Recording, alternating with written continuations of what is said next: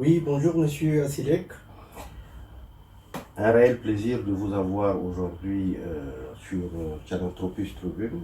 Le plaisir est à moi de me recevoir ici à Tchadantropus Tribune. Merci.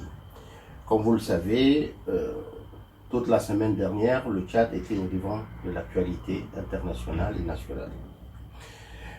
D'aucuns redisent que c'est des éléments terroristes, c'est des mercenaires qui ont traversé la frontière libyenne et qui menaçaient, qui déstabilisaient le Tchad. D'aucuns disent que non, c'est une force qui avait traversé la frontière pour opérer à un coup d'État. Et d'aucuns disent que c'est des rebelles tchadiens, eux, qui sont organisés au sud de la Libye et qui sont venus attaquer le Tchad pour pouvoir renverser le régime du président actuel Idriss Déby Itno. Vous, en tant que représentant de la coalition UFR, nous aimerions avoir votre point de vue là-dessus. Tout d'abord, je salue la mémoire de nos frères qui sont tombés dans le champ d'honneur et je souhaite une prompte guérison pour les blessés. Maintenant, s'agissant de votre question, vous savez que la France est partie très loin dans l'affaire interne de notre pays du Tchad. Personne n'a imaginé que la France allait bombarder les Tchadiens avec des mirages de la sorte. Nous savons que les Français ont toujours, le gouvernement français a toujours donné des informations, des renseignements, compte tenu de leur soi-disant accord de coopération au gouvernement, au régime de M. Déby. Qui est d'ailleurs un peu contesté, mis en Absolument, avant. absolument, je reviens là-dessus. Et donc, c'est une nouveauté pour nous. Et c'est là où on a parlé d'un tournant dangereux. Quelle est la nouveauté? Le fait que la France se substitue à l'armée tchadienne et frappe elle-même. Absolument, c'est ça la question. Bon, parce que nous, aujourd'hui, que la France prend des mirages pour bombarder les Tchadiens, d'abord il faut revenir en arrière. Parce que quand on parle maintenant de l'intervention française dans ces pays-là, il faut revenir à Manta, puis à Épervier et jusqu'à nos jours. Bon, maintenant, s'agissant de ces interventions du passé, nous savons qu'il y a une agression extérieure. À l'époque de M. Habré, donc il y a une agression extérieure, et compte tenu de ces accords de coopération, le Tchad de l'époque a fait appel à la France pour contrer cette agression extérieure. Donc ça se comprend. Aujourd'hui, cette agression n'est plus là. Nous, on se demande même, c'est-à-dire qu'il essaie toujours de donner une caution ou de légitimer la présence des troupes françaises dans ces pays. Bon, maintenant, quand on revient à ces accords de coopération, personne ne sait. Qu'est-ce que c'est la légitimité? Vous venez de dire la légitimité de la présence des forces françaises au Tchad. Vous semblez mettre en doute cette Oui, cette bien présence. sûr, mais on ne connaît pas leur statut exact. Le problème, c'est là. Oui, si vous posez la question, ils vous diront qu'ils sont là par rapport aux facteurs du terrorisme dans le Sahel, puisque Barkhane a son état-major en N'Djamena. Oui, mais vous dites Barkhane, ils sont là pour ça. Bon, maintenant, notre problème, ce n'est pas un problème de tourisme. Moi, je vous mets au défi, et à ces gens qui nous montrent un seul djihadiste ou un seul terroriste dans ces pays. À part ce qu'on appelle la nébuleuse Boko Haram, qu'on conteste aussi comment ça arrivé là. Bon. Vous voulez dire que parmi les prisonniers de l'UFR qui ont été faits après ratissage, ceux-là, parmi eux, on ne trouverait aucun djihadiste? Je ne parle pas seulement de ça. Moi, j'ai mis au défi, depuis que cette force-là existait là-bas, dans ces pays, le Tchad ne connaît pas cette histoire des terroristes et des djihadistes. Voilà. C'est pas ça. Il faudrait expliquer à nous que c'est un pays laïque. En tout cas, c'est pas ça le Tchad. Le Tchad, c'était... Bon, les gens, on peut nous coller cette étiquette de guerrier, ça c'est vrai. Et bon, voilà. Mais le Tchad ne connaît pas, c'est pas notre culture. Oui. Donc, cette histoire de terrorisme, ça c'est des histoires qui sont fabriquées par le régime. Et maintenant, quand vous voyez aujourd'hui, la France voulait absolument justifier ses frappes. Maintenant, même Déby, M. Déby, avec son régime, n'ont jamais parlé d'un coup d'État. C'est un truc qui a été fomenté par le ministre des Affaires étrangères français, qui a parlé pour la première fois du coup d'État. Monsieur Le Drian, c'est ça? Oui, oui, M. Le Drian. Et puis, moi, je me demande, un coup d'État, c'est fait par des milliers de kilomètres, ou bien ça ferait sur place?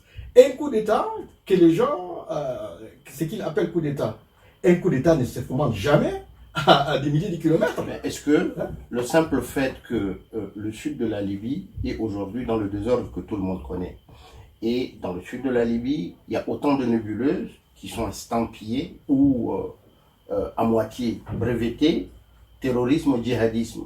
Le simple fait que les troupes de l'UFR partent de cette contrée-là, est-ce que cela ne pose pas un problème de mauvaise lecture? Non, attendez. Il ne faut pas dire, nous, ce qui se passe en Libye, c'est un problème interne des Libyens. Ça ne nous concerne pas. Nous ne sommes pas en Libye. Nous sommes à la frontière tchado-libyenne. L'état-major français dit que c'est une force qui est partie de la Libye. Écoutez, moi j'ai écouté M. Déby aujourd'hui dans son discours d'hier. Le vendredi, là, il disait que bon, cette force a été frappée dès qu'elle était rentrée de la frontière. Et tout le monde savait que nous sommes à 800 km en profondeur du territoire tchadien. Donc ça contredit d'abord ce genre de dire. Vous voyez? Vous pensez que les Français, quand ils avancent ça, ils veulent nuancer leur intervention et faire comprendre à leur opinion que c'est des gens qui quittent le même milieu que les djihadistes? Non, mais ils ne peuvent pas. Le problème, c'est un problème très clair. C'est un problème des Tchadiens. C'est un problème interne du Tchad. Et même quand maintenant le président, eux-mêmes ils le disent, le président de l'UFR, c'est le neveu de M. Déby. Alors, ils ne peuvent pas me dire que bon. M. Timaner Dimi. Donc, il n'y a pas cette histoire-là. Ils veulent absolument justifier ces frappes atroces contre le peuple tchadien. Et ça ne justifie pas. Ils ont agi, nous ont intensivement bombardés pendant une semaine, 8 et jours. Tout ce qui bouge là-bas, ils ont même fait des victimes civiles. Là-dessus, M. Hamid Youssouf, beaucoup de Tchadiens veulent comprendre. D'autant plus que certains parlent de colonne de l'UFR qui est rentrée, et selon Déby, même si on sait que sa communication est faite de beaucoup de propagande, disent que la colonne a été détruite à 100%. Et d'autres parlent de 3 colonnes qui sont rentrées au Tchad et qui aujourd'hui s'organisent autrement. Vous qui êtes le porte-parole, personne ne peut se faire plus royaliste que le roi. Vous, qu'est-ce que vous nous dites? Qu'est-ce que vous dites aux Tchadiens que nous sommes? Oui, mais écoutez, moi je vais vous dire une chose. D'abord, cette bataille a été organisée de bout en bout par l'armée française. Donc c'est le gouvernement français qui a engagé, c'est pas les Tchadiens. Ça, il faut le reconnaître. Même M. Déby, il remercie M. Macron, mon ami. Alors, et lui-même, il se pose la question, ce n'est pas une honte de demander à quelqu'un. Alors que c'est vrai cette histoire de l'armée tchadienne qui n'a pas voulu se battre? Bon, écoutez, l'armée tchadienne, de toutes les façons, nous a pas affronté du tout. Il n'y a pas eu de combat. Il n'y a pas eu de combat, c'est l'armée française qui nous a bombardés pendant des jours et nuits. Et pourquoi le ministre de la Défense du Tchad, M. Daoud Yahya, dit que il a envoyé des éléments pour faire du ratissage, etc. et tout ça. Ça dénote de quoi? Écoutez, moi je vais vous dire une chose. Non, puisqu'il y a 2 lectures. Oui, attendez. Vous dites qu'il n'y a pas de combat au sol. D'accord, attendez. Le gouvernement dit autre chose. Attendez. Le ministre de la Défense, avec tout le respect que je lui dois, c'est quelqu'un qui est là pour amuser la galerie. L'organisation a été faite directement avec l'état-major français et M. Déby lui-même qui dirige ces choses. Donc, l'état-major tchadien n'était pas au courant. Ce que nous pensons, c'est ça. Oui. Qu'est-ce qui vous fait penser ça? Mais bien sûr, bon, d'autant plus que ces choses ont été, c'est les informations concordantes, que c'est M. Déby et l'état-major de Barkhane qui faisaient ce travail ensemble. Donc, où est le ministre de la Défense ici? Ni le ministère de la Défense délégué à la présidence, ni l'état-major général des armées, ni l'armée de terre, aucune force tchadienne n'a été engagée dans cette destruction de colonnes de l'UFR. C'est ça, rien du tout. Tout, je vous dis encore, l'aviation française, ou autrement dit, la force française, moi je dis comme ça, c'est pas Barkhane, hein. Moi je dis c'est la force française, et a bombardé les Tchadiens pendant une semaine, jour et nuit. Et il y a aussi eu beaucoup de victimes civiles dans cette histoire. Tout ce qui bouge, les bombarde. Très bien. Disons, ça ce sont les faits. Je pense que toute la semaine dernière, les journaux à l'international, national l'ont commenté. Vous, l'organisation, la coalition UFR, quel est le message aujourd'hui à dire aux Français dans cette histoire de bombardement, d'intervention de l'armée française au Tchad? Vous savez, nous avons lancé un appel à l'Assemblée nationale. Cet appel consiste à dire que voilà, l'Assemblée nationale, pour nous, c'est le peuple français. Bon. Maintenant, il faut que le peuple français sache ce qui se passe à l'extérieur, ce que faisait l'armée française à l'extérieur de la France. Maintenant, si aujourd'hui on engage une force comme ça, qui est fait pour dire elle est Barkhane, qui G5, cette histoire-là. Mais aujourd'hui, c'est seulement ce qu'on constate aujourd'hui, c'est que cette force est en train de se battre dans les problèmes internes des pays, comme le Tchad par exemple. Aujourd'hui, donc, et c'est pourquoi nous je vous comprends. Quelles sont les conséquences, pour faire la question simple, quelles sont les conséquences qui, eux, prévaudront à la France demain si la France continue toujours par de telles exactitudes? Est-ce qu'il y aura des conséquences sur les relations entre le Tchad et la France à l'avenir? Moi, je vous dis une chose. Après ces bombardements, ce ne sont pas seulement les Tchadiens, c'est tous les Africains qui se sont solidarisés avec leurs frères tchadiens, il faut le dire. Il y a des réactions de part et d'autre des Africains, en dehors même des Tchadiens. Et vous-même, vous avez vu ici, à Paris, l'opposition, toute l'opposition politico-militaire qui a existé ici, les gens sont toutes... C'était aussi l'opposition démocratique. Oui, oui, tout ce qui est... Oui, bon, ça c'est autre. Moi, je parle d'abord d'ici. Et donc, vous avez vu qu'il y a une solidarité contre ces frappes. Donc, cela veut dire quoi? Ça veut dire que tout le monde est contre. Très bien. Si tout le monde est contre, je reviens encore, je repose ma question autrement. Est-ce qu'à l'avenir, il y aura des conséquences sur les relations tchado-tchadiennes? Des conséquences d'ordre bilatéral, de coopération? Est-ce que la France aura peur à l'avenir dans ses relations avec les Tchadiens? Oui, mais les conséquences, ça part seulement... écoutez, quand vous parlez des conséquences, les conséquences sont déjà là, parce qu'aujourd'hui, il y a les gens qui sont morts, les gens qui sont blessés, les gens qui sont... Tout ça là, leurs parents, ce sont des Tchadiens, leurs parents sont là, ils voient ce qui s'est passé. Donc, ça c'est une chose. Maintenant, deuxième chose, quand vous parlez un pays souverain, comme vous le dites, s'il y a un pays souverain et qu'il y a des institutions solides et souveraines démocratiques, peut revoir ces choses. Parce que là, il ne sera pas question qu'un pays souverain qui est là, qui a son armée, qui a tout ce qu'il faut, et il appelle une puissance pour dire venez bombarder chez nous. Et donc là, personne ne va l'accepter, même à l'avenir. Et les conséquences seront de ces faits. Je vais vous poser une question plus ou moins directe. Je ne sais pas si vous, en tant que politique, vous me répondrez directement, puisqu'on dit souvent les politiques contournent le sujet. Quels sont les intérêts aujourd'hui identifiés de la France au Tchad? Écoutez, ça c'est une bonne question. Maintenant, cette question, il faut la poser maintenant aux officiels français, parce que nous, ça nous dépasse. Le fait d'aller au-delà de leur coopération, bon, parce puisqu'ils nous ont toujours expliqué qu'ils ont des accords de coopération qui consistent à donner des renseignements au régime sur place. Mais aujourd'hui, ils sont partis au-delà. Donc, c'est une question qu'il faut leur poser. Pourquoi ils ont fait ça? Parce que personne ne comprend cette histoire jusqu'à aujourd'hui. Très bien. Vous savez, l'offensive a été faite, et nous, dans notre analyse, on a vu un peu l'insurrection populaire avec le comité de défense qui a eu à Niski, ça fait un engouement populaire. Et beaucoup de Tchadiens, dans l'offensive de l'UFR, ils sont dans le bémol, ils se disent attention, M. Timan Erdimi, Tom Erdimi, Idriss Déby, sont les mêmes personnes. Vous, est-ce que vous avez une opinion là-dessus? Puisque c'est une question qui revient souvent. Oui, mais bien sûr, écoutez, il faut d'abord, c'est-à-dire qu'il faut d'abord voir une chose. L'UFR, c'est quoi? L'UFR, c'est une coalition.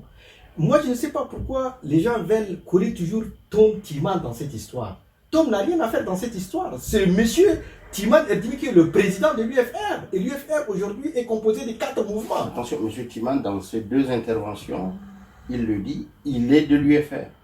Qui ça? M. Tom Erdimi. Oui, mais bien sûr, il est un militant, il est un cadre, ça peut arriver. Mais il n'a aucune fonction officielle au sein de l'UFR.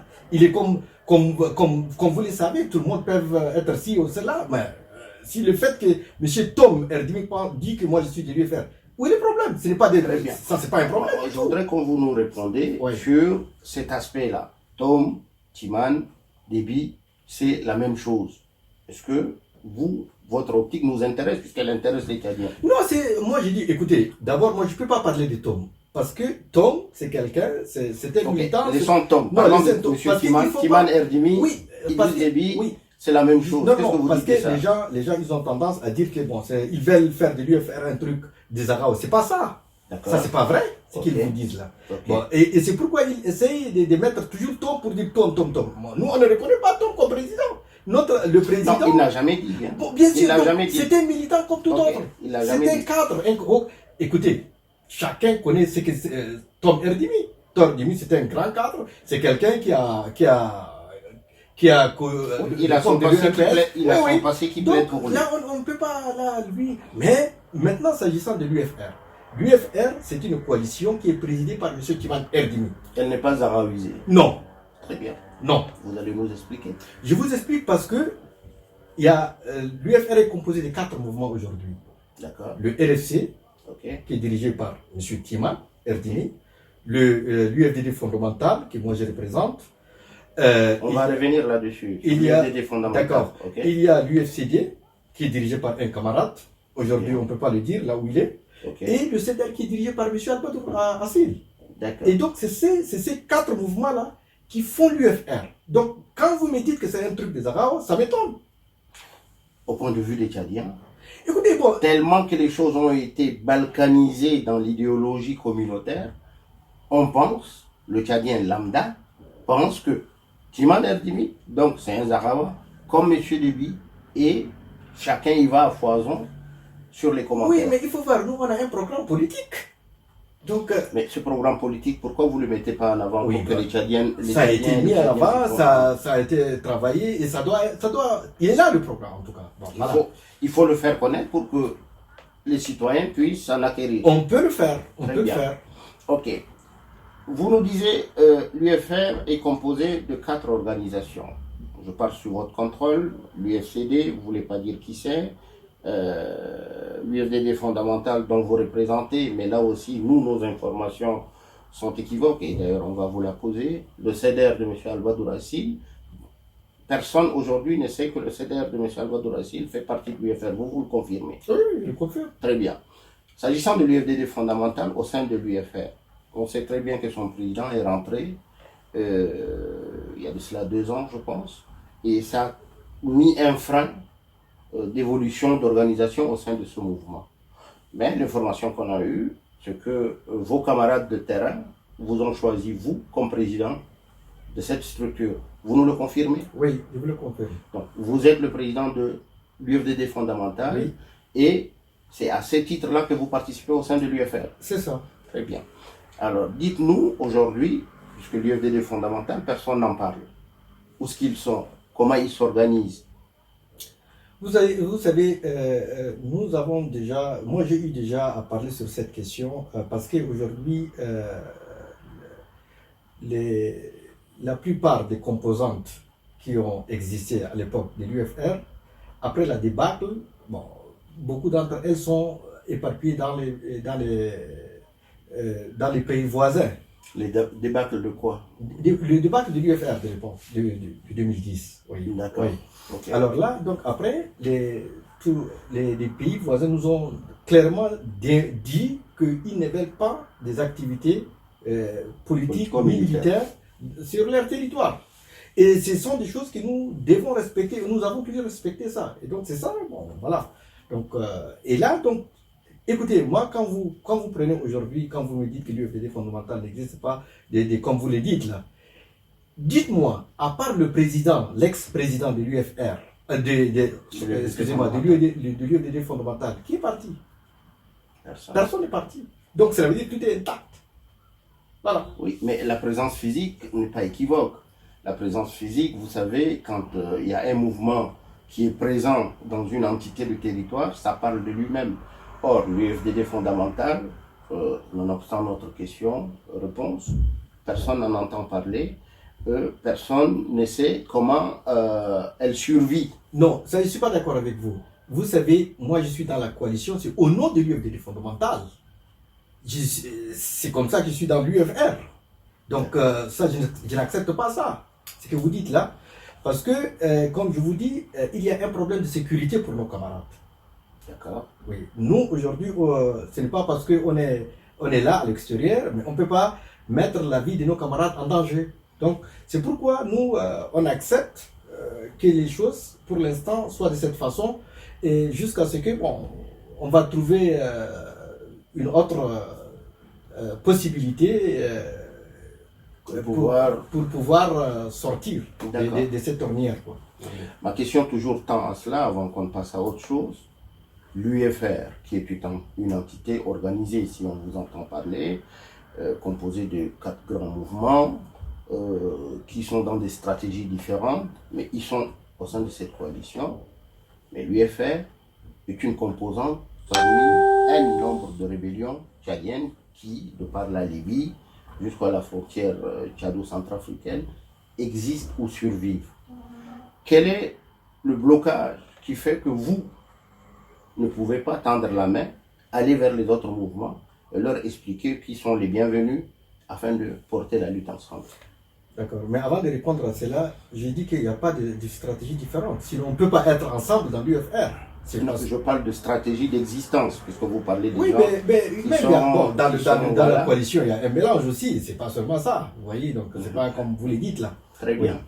Oui. Maintenant, sur la question, qu'est-ce qui fait que l'UFR ne peut pas tendre la main, aller vers les autres, leur expliquer qu'ils sont les bienvenus au sein de la structure afin de porter la lutte ensemble? Non. Quand je dis ça, parce qu'il y a le CCMSR, il y a le FACT de M. Mahdi, même l'UFDD de M. Nouri, qui était dans l'UFR et qui est sorti, et il y a d'autres mouvements.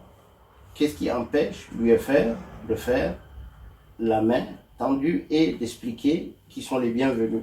Moi, je pense que, écoutez, il n'y a rien qui n'empêche l'UFR de le faire. Parce qu'aujourd'hui, nous, il y a eu déjà avec certains, bon, pas tout ce que vous avez cité, mais avec certains, il y a eu déjà des contacts et que nous pensons en arriver à trouver une solution ensemble, pour se mettre ensemble.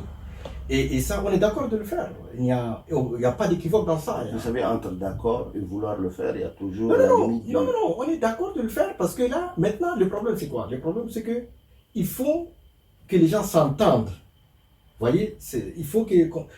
Écoutez, ces problèmes-là, les problèmes que nous sommes en train de traiter aujourd'hui, en fin de compte, la solution, elle n'est pas militaire, elle est toujours politique. Et pour cela, vous avez besoin de tout le monde. Le Tchad n'appartient pas seulement à l'UFR. Vous voyez? Et donc, nous sommes prêts à aller, moi je l'ai dit déjà, nous sommes prêts à aller avec nos camarades, nos frères, qui estiment qu'on pourrait se retrouver quelque part, et puis et puis avancer ensemble. Il n'y a aucun problème, et on va le faire, nous. On est prêt à le faire. Je peux parler de brèche. Il y a l'UFDD du général Nouri. Le général Nouri, vous savez où il est, et qui est à quelques jours d'oiseau. Il y a M. Adou Yakou, qui n'est pas loin aussi, qui est à quelques jours d'oiseau. Et je dis bien, sur la place parisienne et française, il y a moult leaders vers lesquels vous pouvez faire cette démarche-là. Mais beaucoup de Tchadiens le reprochent et ne voient pas la chose venir. Je prends que, peut-être à votre grande surprise, parmi les gens que vous avez cités, Moi, j'ai contacté M. Nouri déjà. Bien sûr, on n'a pas D'accord. encore parlé. Je l'ai appelé ici. Bon, ben ça, il n'y a pas d'engagement. Hein. Je dis, je l'ai appelé. Mais C'est un le contact cadre, c'est d'usage. ça. Oui. Ah, d'accord. Voilà. Très Donc, bien. et les autres, ainsi de suite, ça va venir comme ça. Donc, c'est ce que je voudrais dire par là, c'est qu'une lutte, qu'elle soit politique, qu'elle soit militaire, ne se fasse pas avec seulement une coalition. Il faut absolument que les gens vraiment s'entendent. Et c'est ce que nous cherchons aussi. Il faut qu'on se retrouve quelque part pour dire, bon voilà, maintenant, qu'est-ce qu'on va faire ensemble? Et c'est une question qui est posée à tout le monde, et c'est une opportunité qui est laissée à tout le monde, de voir comment on peut avancer ensemble. Vous voyez? Très bien. Monsieur Youssouf Hamid, Monsieur le Président de l'UFDD fondamental, merci de cet échange qui est d'autant beaucoup plus riche et animé. L'entreprise vous remercie de vous être déplacé, parce que vous n'êtes pas en France, et à moins que vous ayez quelque chose à vouloir rajouter. Oui, d'abord, moi, je vous dis que je suis ici en tant que représentant et porte-parole de l'UFR. Il faut que ça soit bien, que ça soit clair. Et comme je le disais, quand maintenant, il n'y a pas une solution, parce que nous, ce qu'on pense aujourd'hui, après ce qu'on a vu avec l'intervention de la France, donc et puis ce que je vous dis, une chose que je voulais vous rappeler, tout ce qui a été fait, c'est-à-dire le dégât humain, matériel, les prisonniers, c'est la responsabilité de la France. Nous considérons que ce sont des prisonniers entre les mains des Français.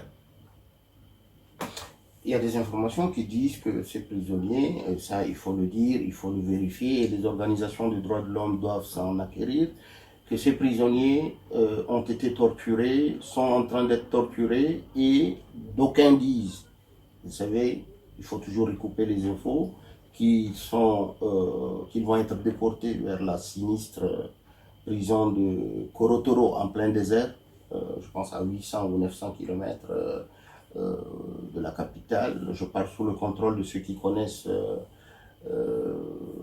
la géolocalisation de l'endroit. Donc les organisations internationales, la Croix-Rouge, doivent s'enquérir que ces prisonniers qui sont des prisonniers de guerre, et prisonniers de guerre, il y a une entité, des chartes qui les défendent. Donc c'est pour vous rejoindre là-dessus. Il faudrait que les organisations de droits de l'homme puissent s'en acquérir.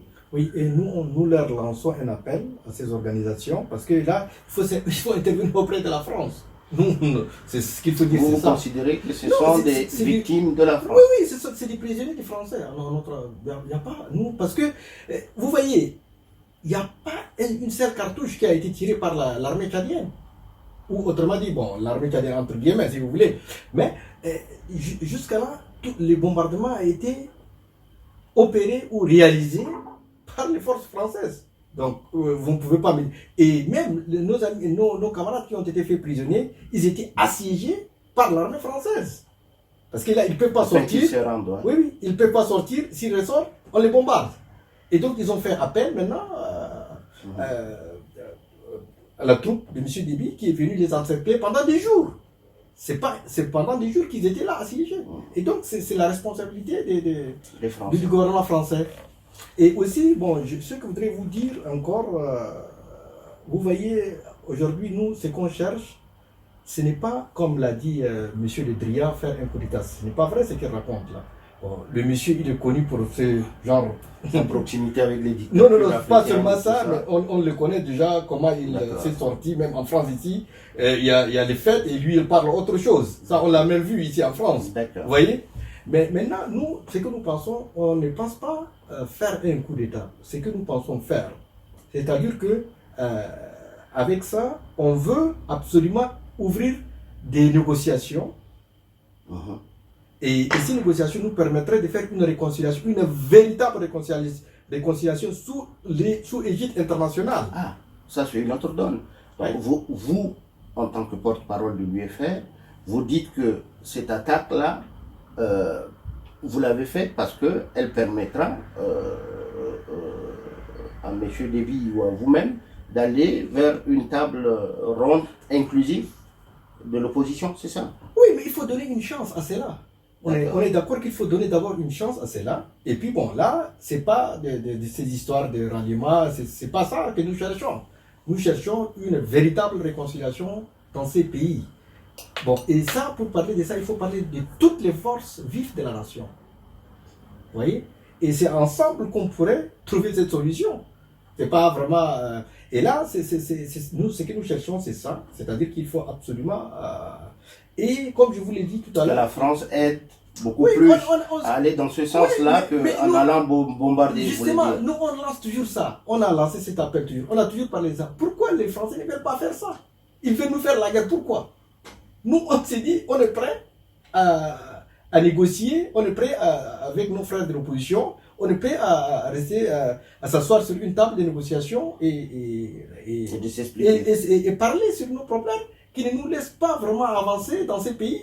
Bon, maintenant, vous savez qu'il y a eu toujours des rébellions dans ces pays. Donc, quels sont ces mots qui ne nous laissent pas avancer aujourd'hui, même les partis politiques aujourd'hui. Moi, ce que je vois aujourd'hui, la France nous a bombardé là-bas. Aujourd'hui, si les partis politiques qui sont au Tchad, s'ils manifestent, les Français ils vont prendre leurs fusils aussi, les massacrer. Alors, ce n'est pas étonnant du tout. Ce que Idriss Déby appelle affectueusement la troisième roue de la charrette. Vous voyez, nous, ça nous étonne pas aujourd'hui. Demain, s'ils prennent leurs fusils et puis ils massacrent les Tchadiens qui font des manifestations à N'Djamena, s'il y en avait. Je ne suis pas tombé dans l'oreille d'un sourd, M. Youssouf Hamid, comme je le disais déjà précédemment. Merci de vous être déplacé auprès de Philanthropus Tribune pour pouvoir encore réexpliquer le problème qui mine le Tchad pendant des décennies de guerre. Le sang tchadien est toujours versé des fois par ses fils, mais avec le concours de la France. Et il faudrait que les choses changent. Je pense que c'est sur ce mot-là qu'on prendra congé de M. Youssouf Hamid, qui est le représentant de l'UFR, comme il a eu à le préciser. Et nous espérons vous revoir dans un proche avenir pour, encore s'il y a occasion, de pouvoir échanger sur le problème tchadien.